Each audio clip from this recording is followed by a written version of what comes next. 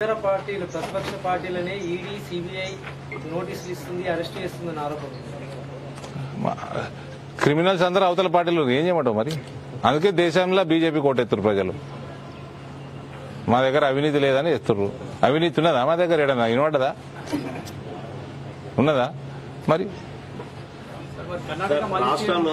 రాష్ట్రంలో ఈడీ వచ్చిన తర్వాతే మోడీ వస్తుండని చెప్పేసి టీఆర్ఎస్ వాళ్ళు బలంగా చెప్తున్నారు. దాని మీద మీ కామెంట్ ఏంటి? ఈడీ వచ్చిన తర్వాత మోడీ వస్తున్నా అనేసి నిన్ననే కొన్ని ఢిల్లీ లిక్కర్ స్కామ్ ఎప్పుడు వచ్చింది బయటికి?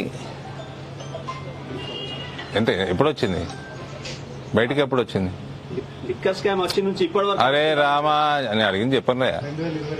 2000 ఆఖరికి సెప్టెంబర్ అక్టోబర్ అట్లనా? అంతకుముందు మోడీ రాలే మన రాష్ట్రానికి?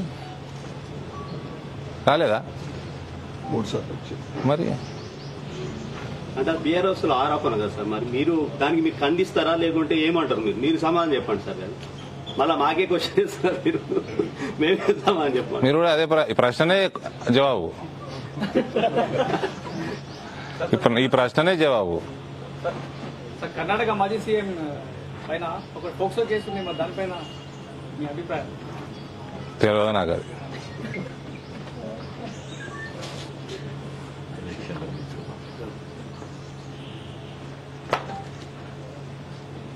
ఇప్పుడు ఒకటి వైరల్ అవుతున్నది. ఇంకోటి అంటే ఏమనుకోవద్దు,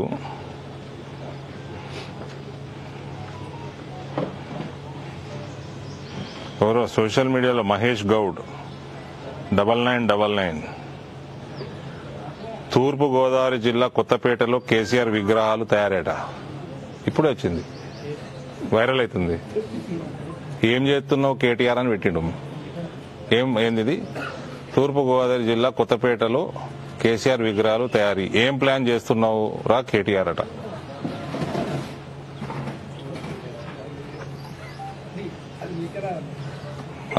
తిరుగుతుంది, వైరల్ అవుతున్నది. కొత్తపేటనట. దీనికి కూడా బీజేపీకి సంబంధం అనే భలే చెప్తావా? Hit TV presents like, share, comment. TV వాళ్ళకు కూడా నేను ఒక సర్ప్రైజ్ ఇద్దాం అనుకుంటున్నాను. మీరు మాత్రమే జెస్సీ ఎందుకు అయ్యారు? ఇలాంటి అమ్మాయిలకి పిలవడానికి బాగుంటుంది. చందు సాయికి like you and have a జనాలకి ఒక పేరు నచ్చిందంటే దీనికి ఒక ప్రాసెస్ ఉంటుంది.